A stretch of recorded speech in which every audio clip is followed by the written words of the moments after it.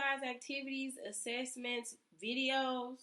To be honest, it's a lot of ways, so let's get into it. Okay, so the number one way I personalize my blended classroom is my videos.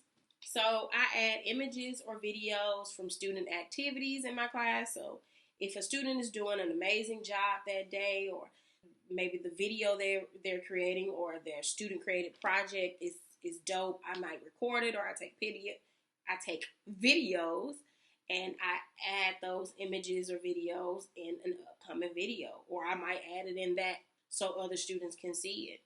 Students love to see themselves pop up in the instructional videos, even if it's 2-3 years down the road.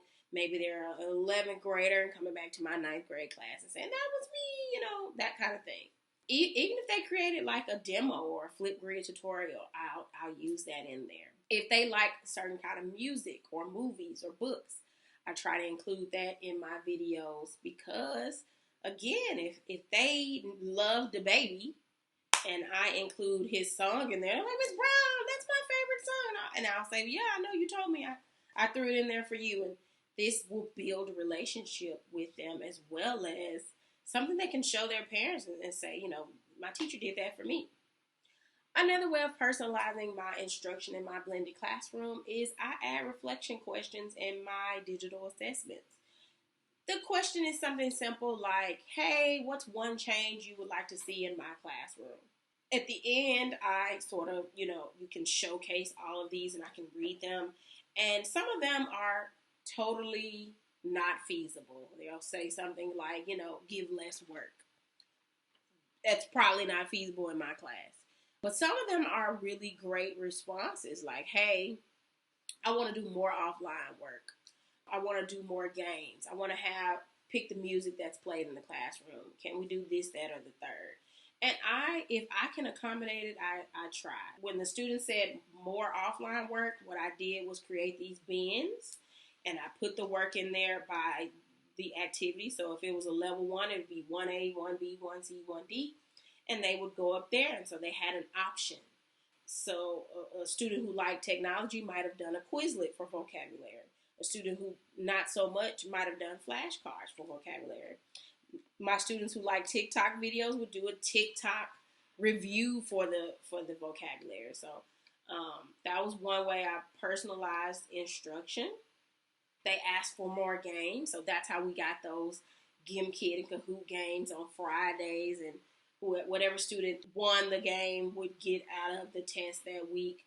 So any requests they put in, I try to use those requests, and you would not believe the impact that had, that they were like, you actually read what we say, you actually care about what we think about. Another way of personalizing is student choice, which I just kind of mentioned, where they could choose between if they wanted to do offline or online work.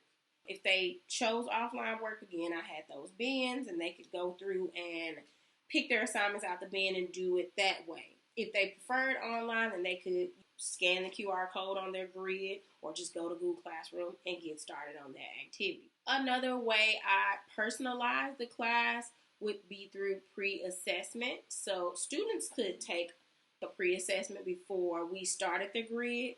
And if they scored a certain amount, usually at 80%, then they would not do that grid. They would move on to another grid or do a Genius Hour or something like that.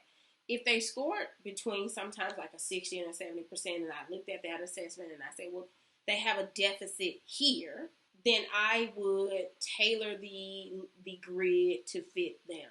Again, because it's a blended classroom, I could easily pick and choose what I knew they needed to know and say, okay, well, you don't have to do level 1 and 2, just do level 3 and 4. And, kids would love this. So they took the pre-assessments very seriously because they knew, hey, if I do really well on this pre-assessment, I can get out of some of my work.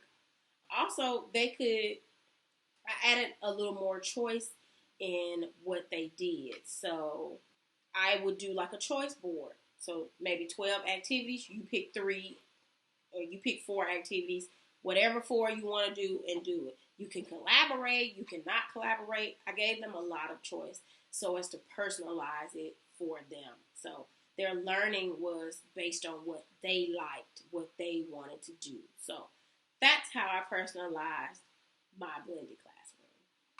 Hopefully you learned something in this video. Feel free to reach out via Instagram or Facebook and let me know.